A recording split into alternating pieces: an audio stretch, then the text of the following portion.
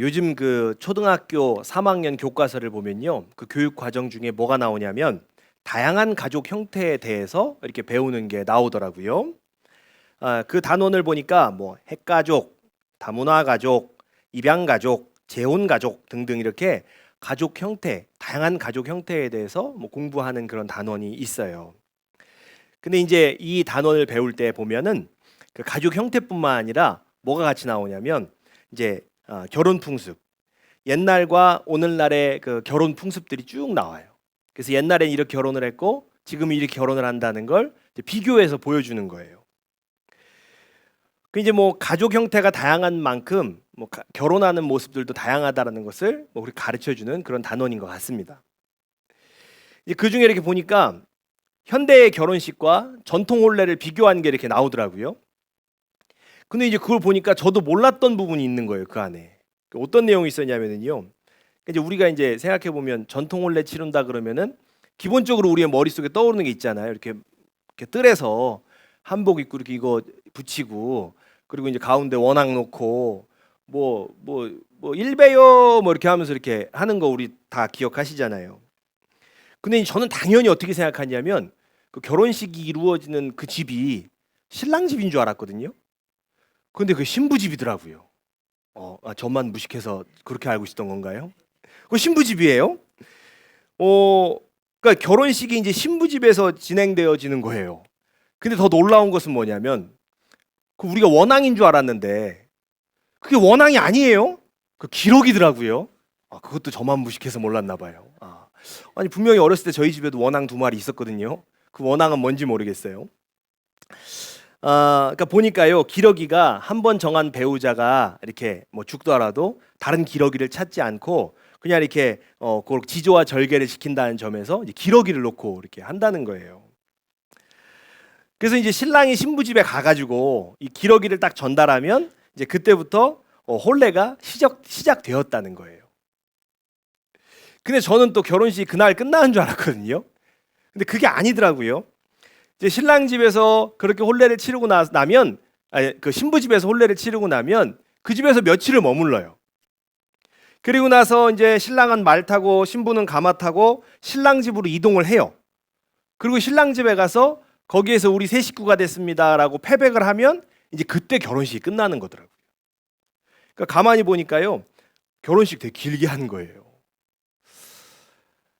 가끔 이제 외국의 결혼식을 우리가 이렇게 사례를 들어보면 뭐 며칠씩 결혼식 하는 거 보면서 야 되게 길게 한다라고 생각했는데 사실은 우리도 길게 결혼식했던 나라는 거죠. 지금은 이제 웨딩홀에서 결혼할 때 가면 목사님들이 주례한다 그러면 와서 몇 번 당부를 해요. 길게 하시면 안 돼요.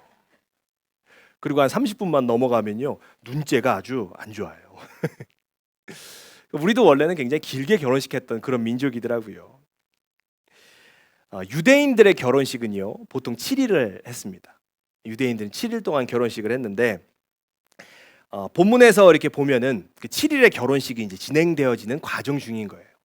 그 중에 마리아가 이 포도주가 떨어졌다는 것을 깨달은 때, 안 때가 언제냐면 결혼식 3일째였습니다.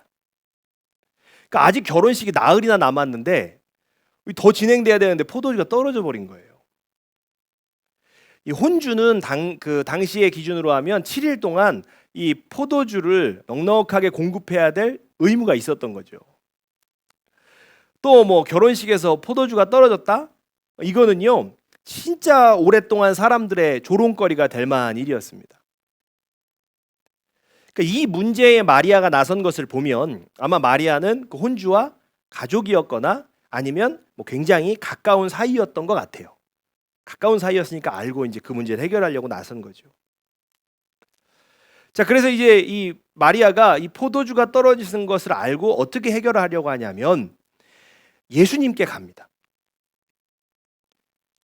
그런데 포도주가 떨어졌다는 말에 예수님이 어머니 마리아에게 뭐라고 얘기를 하냐면요. 여자여, 그것이 나와 무슨 상관이 있습니까? 아직 내 때가 이르지 않았습니다. 라고 대답을 하는 거예요. 우리는 벌써 이 말씀을 읽으면요. 여자여에서 턱 걸려요. 그러니까 우리 당황스러워요, 이 장면이. 왜냐하면 우리는 유교적인 문화 속에서 자랐는데 그쪽에 살았는데 자식이 어머니한테 여자요. 오늘 아침에 뭐 교회 가려고 준비하는데 빨리 가자 빨리 가자 그랬더니 여자요. 아직 내 때가 이르지 않았습니다. 이러면 어떻게 해요? 뭐 오늘 이제 한 푸닥거리 하는 거죠 진짜. 그러니까 우리에게는요 이 말이 되게 어색해가지고 벌써 여기서 잘 이해가 안 돼요.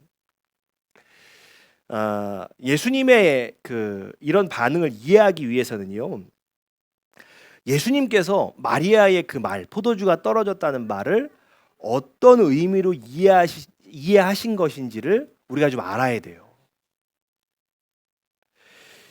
포도주가 떨어졌다. 이것을 예수님께서는요 어떤 의미로 생각하신 것인지를 우리가 알아야, 그리고 예수님이 말하신 때가 이르지 않았다라고 얘기하셨는데 그 때가 언제를 얘기하는지를 알아야 이 본문이 이해가 되는 것입니다. 자, 먼저 오늘 본문에서 예수님이 말씀하신 때는 사실은 명확해요. 그때는 십자가를 지시는 때입니다. 그걸 얘기하는 거예요. 자, 그러면 포도주. 그럼 이제 이 포도주의 의미는 뭐냐는 거예요. 복음서 가운데서요 누가복음이 이 의미에 대해서 가장 잘 표현을 하고 있습니다. 자, 우리 말씀을 한번 보겠습니다. 누가복음 22장 20절입니다. 같이 읽겠습니다. 시작. 저녁 먹은 후에 잔도 그와 같이 하여 이르시되 이 잔은 내 피로 세우는 새 언약이니 곧 너희를 위하여 붓는 것이라. 아멘. 신약 성경에서는 이 포도주는 우리를 위해 흘리시는 예수님의 피, 동시에 새 언약을 상징하는 것입니다. 사도 바울은요 고린도 후서에서 이 새 언약이 성령이라고도 말을 합니다. 자, 그러므로 예수님께서요 마리아가 포도주가 떨어졌습니다 라고 하는 말을 들었을 때 그 예수님께 다가오는 이 메시지의 의미는 단순히 그냥 진짜 포도주가 떨어졌다 이것과는 다른 것이었어요. 그렇게 받아들이지 않으셨다는 거예요. 어떻게 받아들이셨냐? 이 백성들에게 당신이 십자가에서 흘리는 새 언약의 피가 필요합니다 라는 말로 들으셨다는 거예요. 예수님은 포도주가 떨어졌다는 그 말을 당신이 그 흘려야 하는 새 언약의 피가 필요합니다 라는 의미로 받아들이신 거예요. 그러니까요 그 예수님의 입장에서는 포도주가 떨어졌습니다 라는 것은 십자가의 죽음의 요청이 들어온 거죠. 예수님의 입장에서는요. 그래서 예수님께서요 자신의 어머니를 여자여 라고 부르시는 그 순간은요 그러니까 마리아의 아들로서 하신 게 아니에요. 그럼 어떻게 하신 것이냐? 인간의 아들로서 하신 말씀이 아니라 메시아로서 내가 아직 십자가에서 피를 쏟을 때가 되지 않았습니다. 그때가 되지 않았습니다 라고 공적으로 말씀하신 거죠.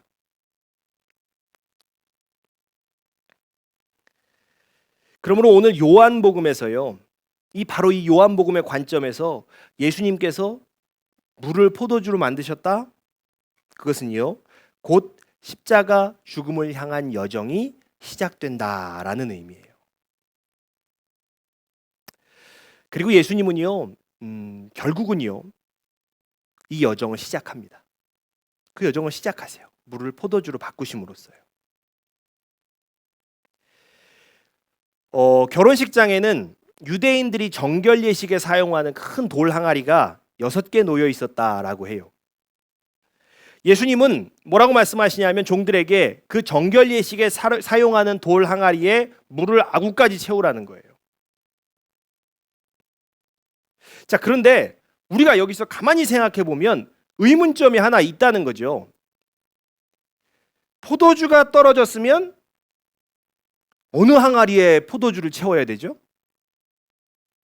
포도주 항아리에 채워야 되죠. 그러니까 포도주가 떨어졌으면 물을 채워도 어디다 채워야 되냐면 포도주 항아리에 채워야 되는 거예요. 근데 포도주가 담겨있던 항아리와는 전혀 상관없는, 거기다 포도주를 담궈야 되는데 전혀 상관없는 정결 예식에 사용하는 항아리에다가 물을 채우라는 거죠. 그 이상한 거예요. 그 의문이에요. 사실은 포도주가 떨어졌으면 포도주 항아리에 포도주를 만드셔야지 왜 전혀 상관없는 정결 예식 항아리에다가 포도주를 만드시냐는 거예요.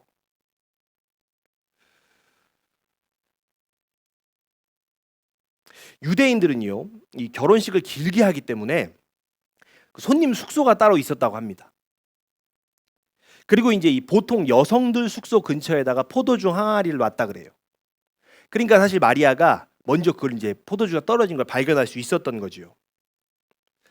예수님께서는 마리아가 발견한 원래 포도주 항아리가 아닌 정결 예식 항아리에 물을 부으라고 하시고요. 그리고 그 항아리 속에 부은 물을 포도주로 만드신 거예요. 자, 우리 예수님께서요, 이렇게 행하신 데에는 분명히 의도가 있으신 거예요. 분명히 이 말씀에는 의미가 있는 것입니다.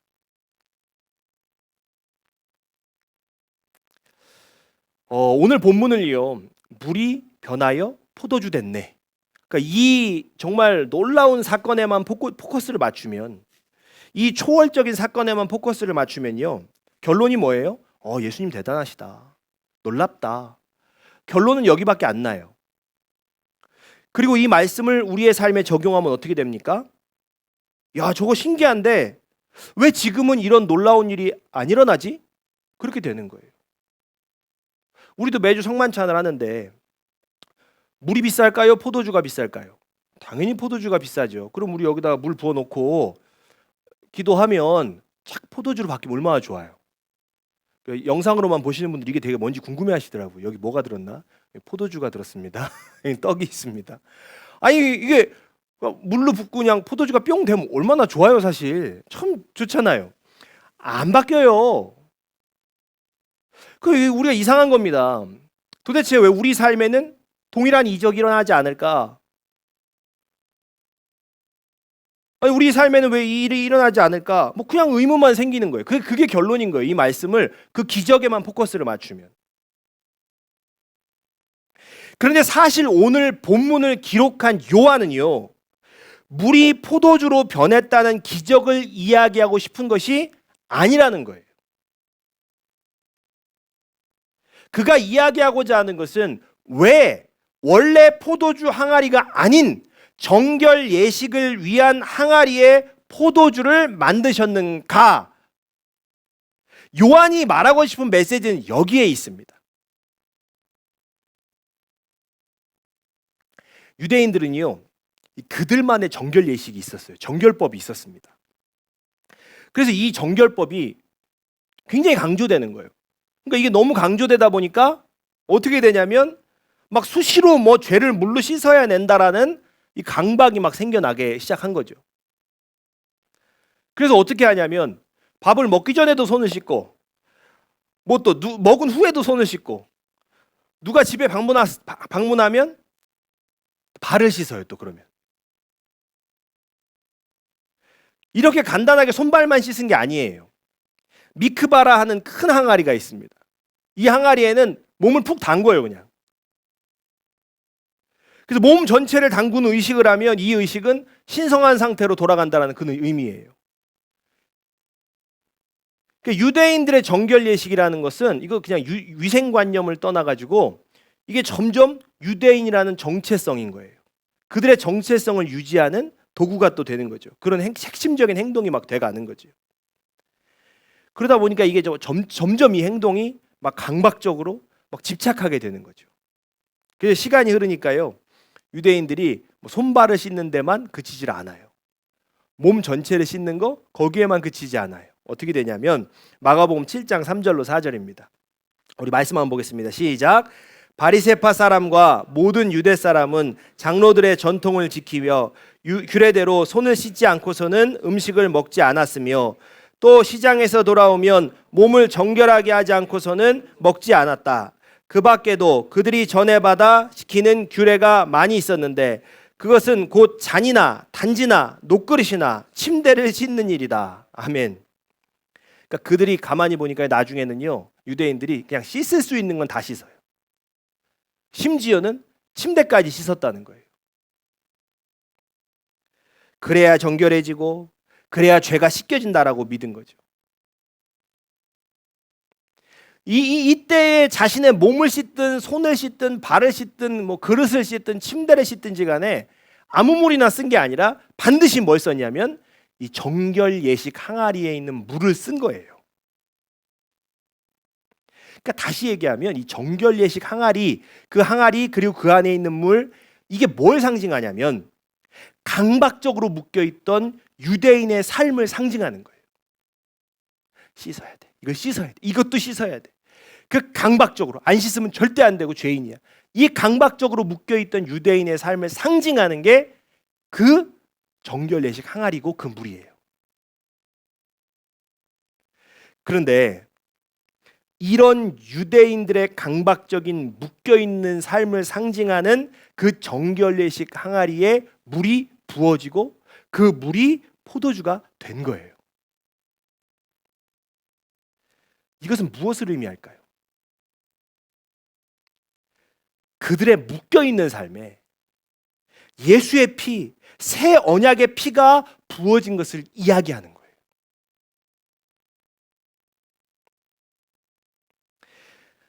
연회에 참석한 대다수의 사람들은 이 상황을 잘 알지 못했습니다.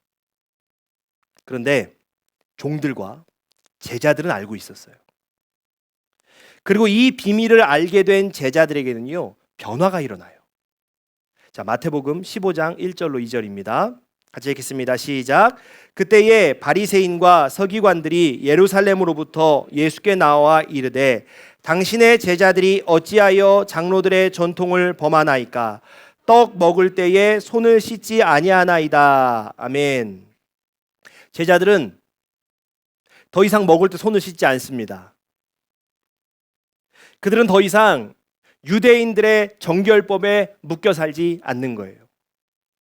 사람들이 예수님과 함께 사역하면서요, 이 제자들이 막 손을 씻지 않고 먹으니까 비난도 해요. 막 정죄도 해요. 공격도 받아요. 근데 예전으로 돌아가지 않아요. 제자들은 포도주 사건 이후로요, 정결법이라는 강박과 묶임에서 벗어나서 자유를 얻은 것입니다. 그리고 요한복음은 이 포도주 사건이 예수님께서 메시아로서 행하신 첫 사역이라고 기록을 하고 있는 거예요.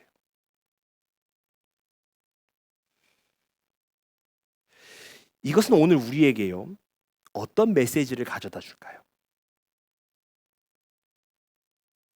하나님께서는요, 우리가 여기에서 무엇을 깨닫기를 원하시는 걸까요? 여러분, 하나님 말씀을 나에게 적용할 때 중요한 게 하나 있습니다. 그것은요, 수천 년 전의 메시지를 나의 상황에 직접 적용하지 않는다는 것이에요. 제가 예전에도 한번 말씀드린 적이 있는데요, 성경은 우리에게 1차적으로 전달된 메시지가 아니라는 거예요.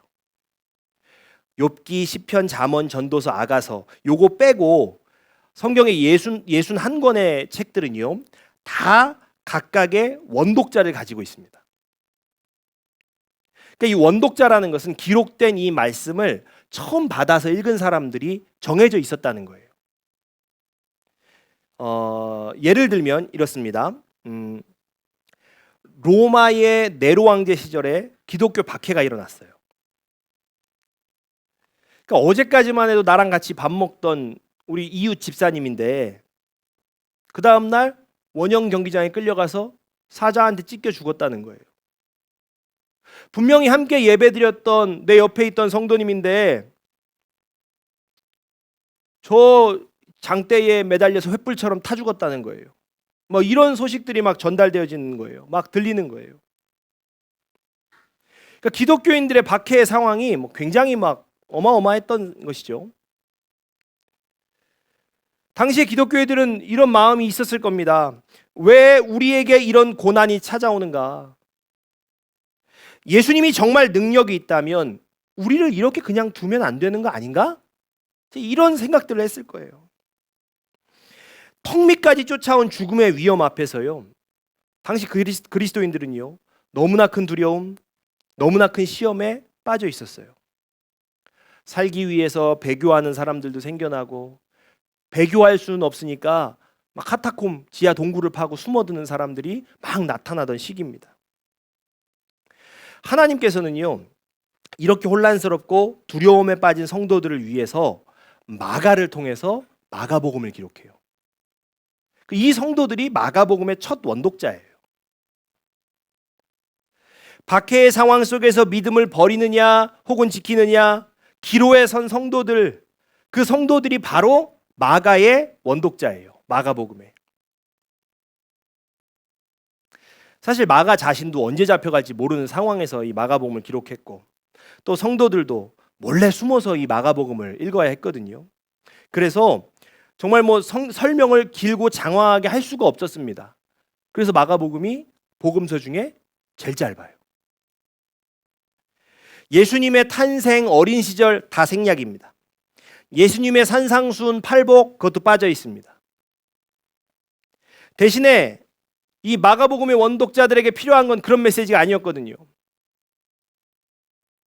마가복음은 1장부터 10장까지는요. 예수께서 행하신 기적을 18개나 기록을 해요. 쫙 예수님의 기적을 기록해요. 그리고 후반부에는 예수님의 생애 마지막 한 주일을 기록하면서 예수님의 고난에 초점을 딱 맞춰요.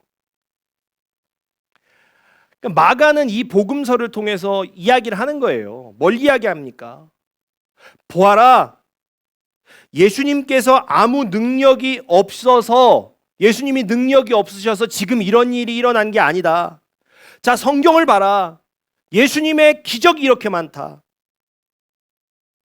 예수님의 행하신 능력이 이렇게 대단하다. 너희들의 고난은 그가 능력이 없어서 받는 게 아니다. 자, 그리고 또 보아라. 그가 고난받는 것을 봐라.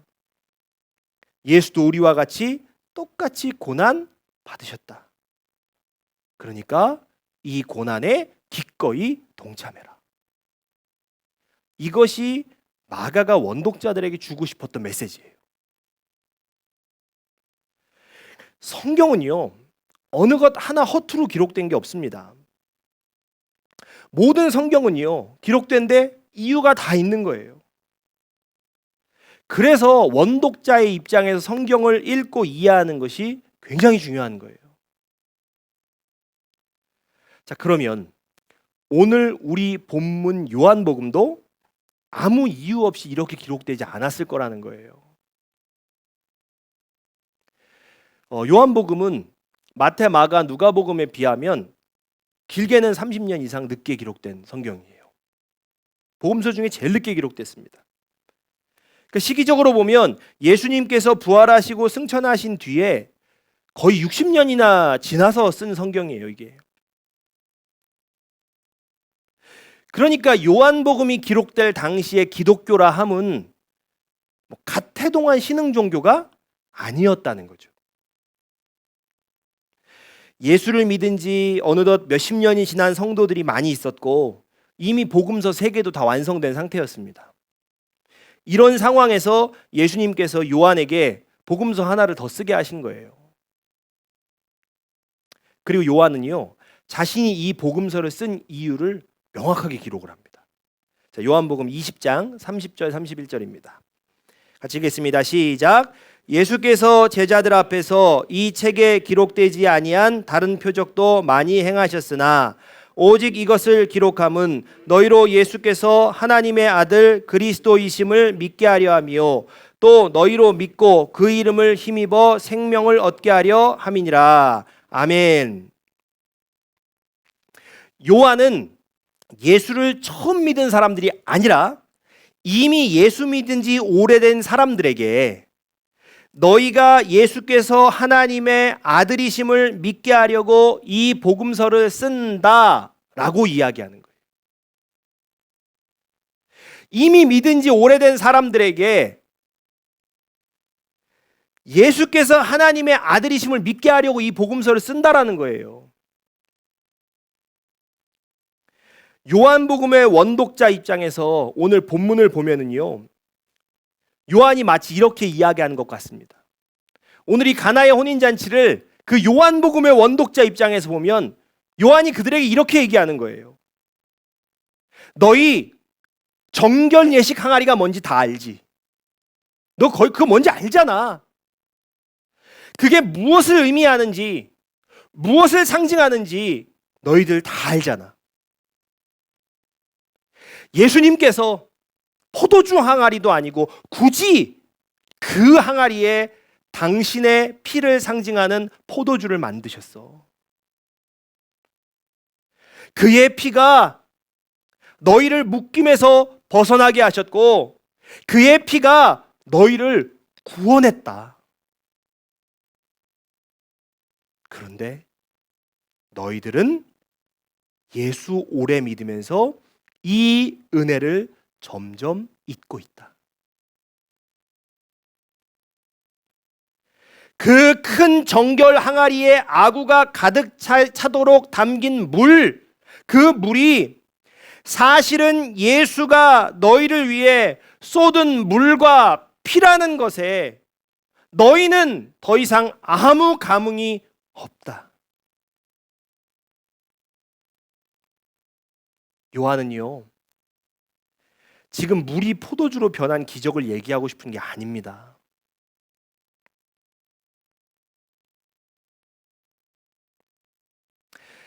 2000년 전 요한이요, 우리에게도 동일하게 이야기하고 있습니다. 우리에게도 동일하게 묻는 거예요. 예수가 나를 위해 물과 피를 쏟으셨다는 사실에 당신은 여전히 감격하십니까? 예수가 쏟은 물과 피로 내가 구원을 얻었고 성령을 받았다는 사실에 당신은 여전히 감격하십니까? 요한은 오늘 우리에게도 동일하게 이렇게 묻고 있는 거예요.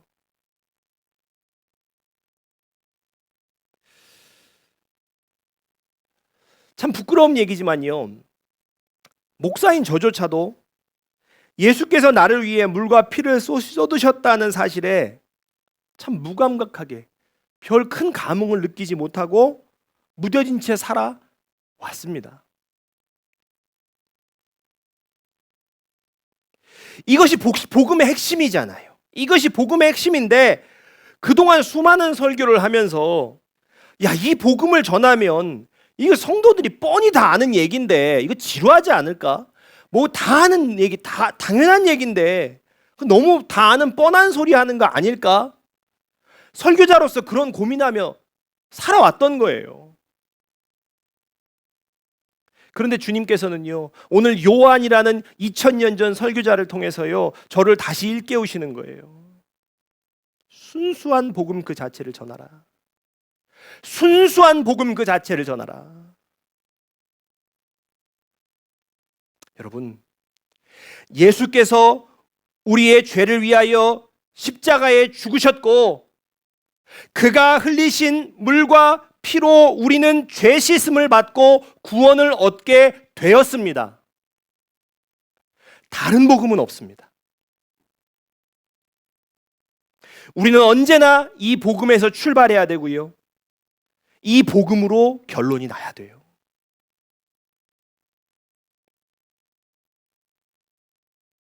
우리는 다른 거 얻으려고 예수 믿는 것이 아닙니다. 뭐 좋은 거 얻어가려고 예수 믿는 게 아니에요. 우리가 예수를 믿는 이유는 오직 예수가 나의 유일한 구원자이시기 때문인 거예요. 여러분, 우리가 다시 이 복음에 심장이 뛰어야 돼요. 우리가 다시 이 복음에 정말 우리의 심장이 두근거려야 합니다. 물이 막 포도주가 되고 기적이 일어나야만 우리가 막 설레고 심장이 뛰고 이런 거 아니라요, 정말 못난 내 인생의 돌 항아리에 예수께서 당신의 물과 피를 전부 쏟아 부으셨다라는 그 복음에 우리는 다시 심장이 막 뛰어야 된다는 거예요. 거기 감격해야 돼요. 거기에 감격해야 돼요.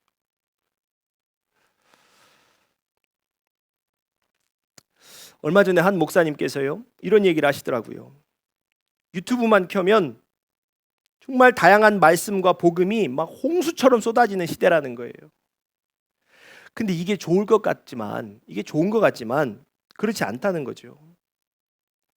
말씀이라는 게 영혼의 양식인데, 그러니까 그리스도인들이 말씀을 곱씹어서 잘 소화시키고 그게 아니라 너무 다양한 양식을 계속해서 먹으니까 영적인 비만이 되었다는 거예요.